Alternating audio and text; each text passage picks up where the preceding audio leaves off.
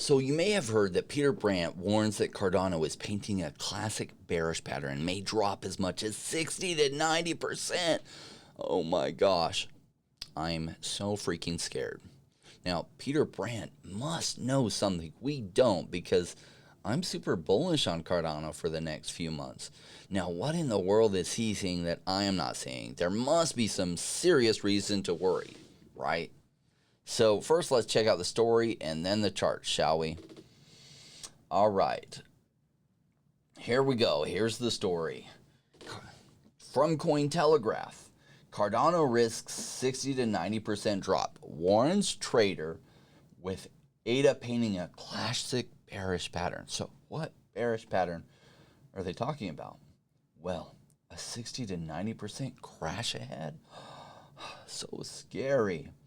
So the veteran analyst shared a bearish setup for ADA in a tweet published Friday. He cited a classic technical pattern known as a head and shoulders to predict a downside scenario for the Cardano token that is already up more than 600% on a year-to-date time frame. In detail, a head and shoulders forms when the price forms 3 consecutive peaks atop a single support level, with a condition that the middle peak is higher than the other two, which are generally of the same height. The price eventually breaks below the support levels, also called the neckline, and falls by as much as the maximum height between the middle peak's top and support level. Okay, yeah, that's the technical definition of a head and shoulders pattern. Oh my gosh, should we be worried? Well, look, anything's a possibility, and I always weight things in percentages, and these are strictly my opinion, not to be taken as financial advice. So let me show you a head and shoulders pattern. Whoa, this is Bitcoin versus USD, and guess what this is? A head and shoulders pattern. Guess what this is not? Typical. It is not typical of a head and shoulders pattern. Why? Because it seems to be breaking up and not down. Now, could it come back down? Yes. Could. It could. Maybe even give it a 10% chance. Now, who knows?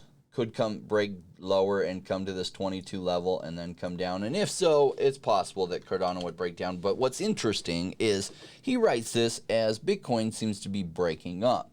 Now, perhaps it would have a little more credibility if he had been writing it right there.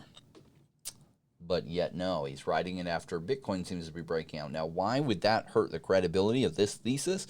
Well, if Bitcoin's breaking up from here, then why in the world would we suspect that Cardano, which looks like this, so we're to believe this is a shoulder, this is a tiny little head, and then a broad shoulder. Now, we're to believe that Bitcoin's breaking up, but yet all of a sudden Cardano's going to be breaking down. Now, if you notice where the story comes from, Cointelegraph, there is a famous YouTube personality that talks about crypto all the time, and he calls it Cointellalai. Why does he call it Cointellalai? Well, his theory is that they frequently are used by whales to manipulate general public opinion. Does that seem like what this is? That's what this exactly seems like it is. Now, who knows? Notice, though, they do tell the story in a way that if they're wrong, it doesn't ding their credibility, except to those of us who actually pay attention, right? Cardano risks. They didn't say it would happen. They just say it risks a 60 to 90% drop. They infer that it's probably going to happen, but they don't say it. Warren's trader with ADA painting a classic bearish pattern, kind of painting a classic bearish pattern. That is not usually what a head and shoulders pattern looks like.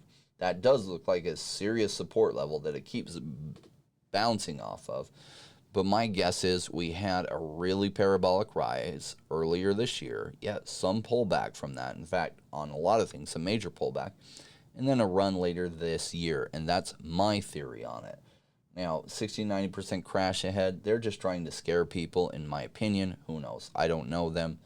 That's what it seems like, this article. That's what I'm getting from it.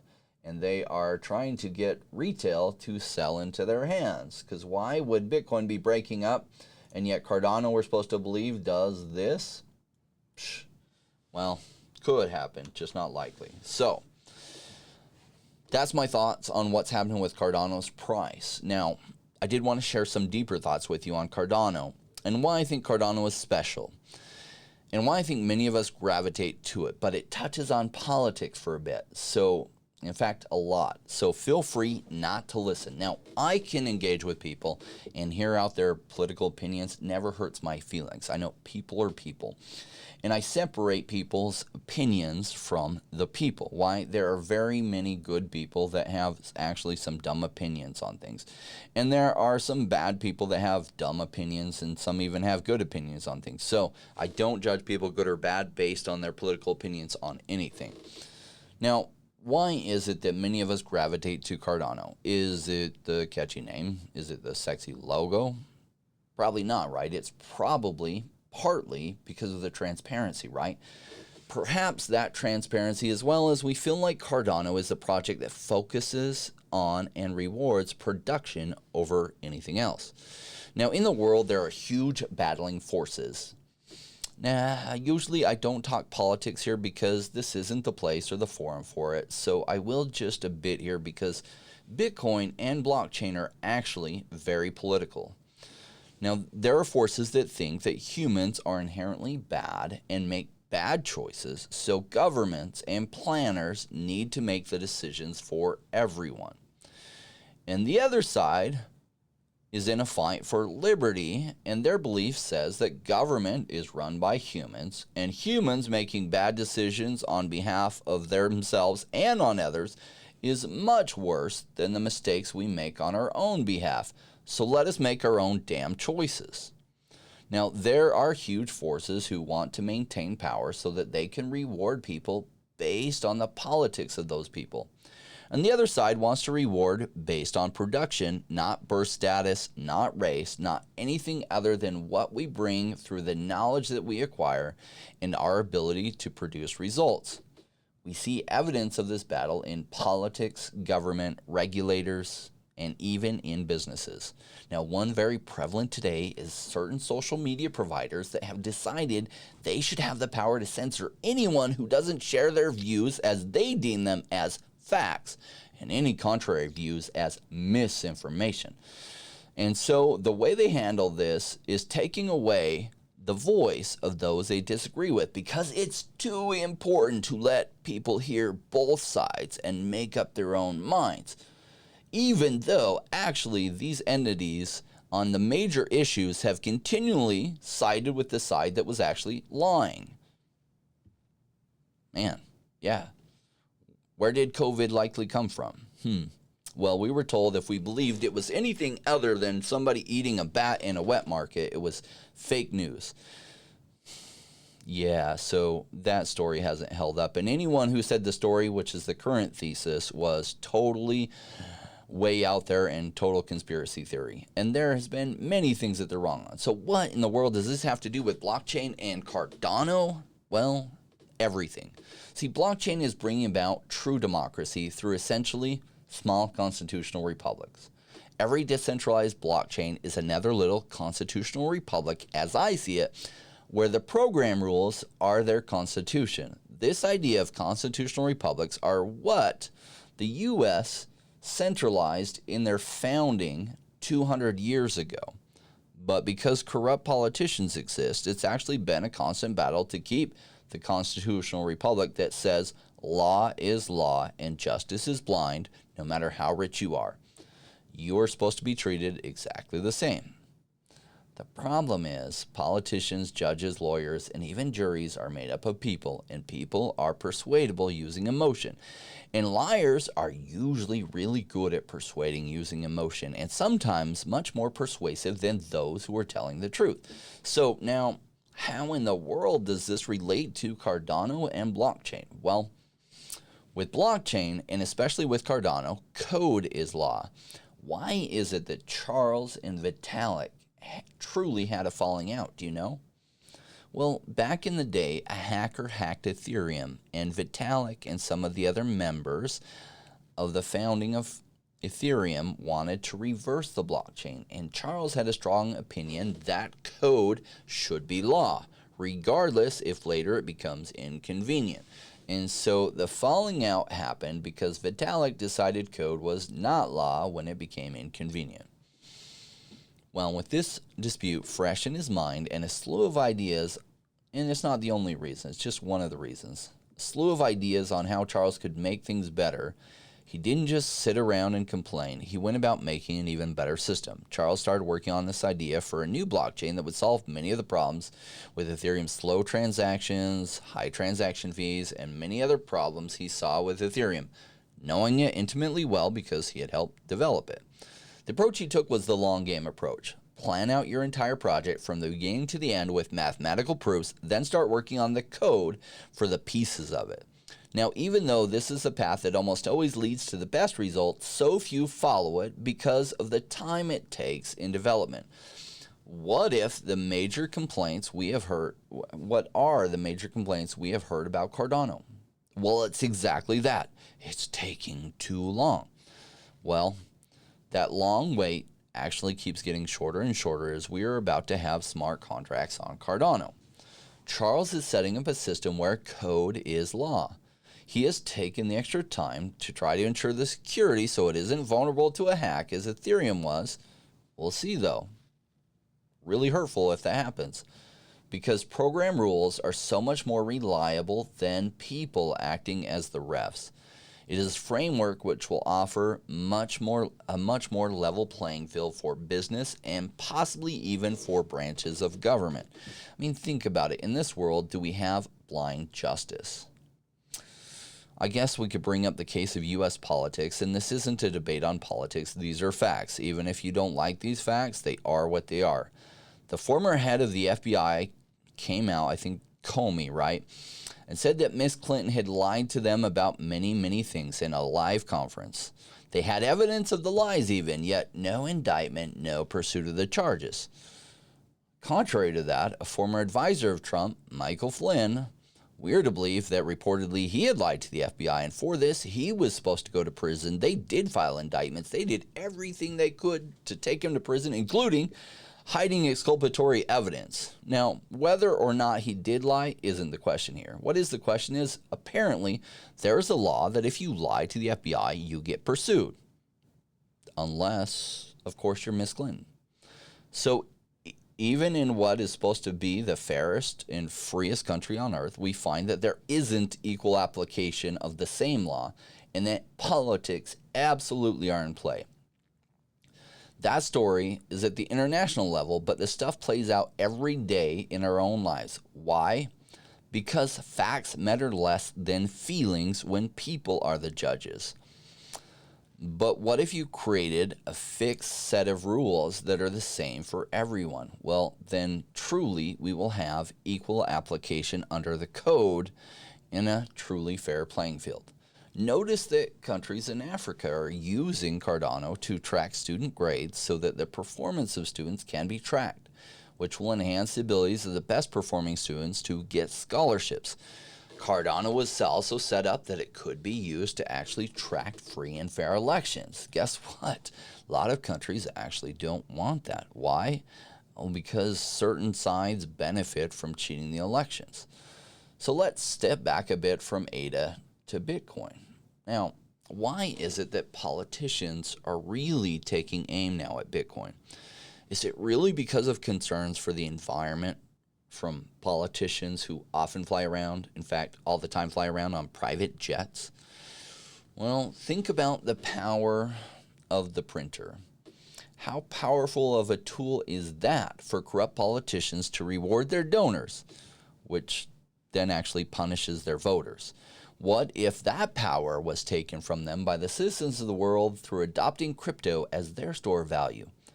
Well, that would be a tremendous boost to the citizens, but who does that hurt? It absolutely hurts the power-hungry politicians. Now, they cannot come out and say, no, we want to keep the power and ability to corrupt businesses through the power of the printer. So what do? Well, they have to create a lie. Or another word for a lie is a narrative that is more sellable. And what is that lie? Oh no, the power of the printer is too important to let that power go. Oh wait, that's not their lie. That's the actual truth. What is the lie and narrative they say? Oh, Bitcoin is bad for the environment.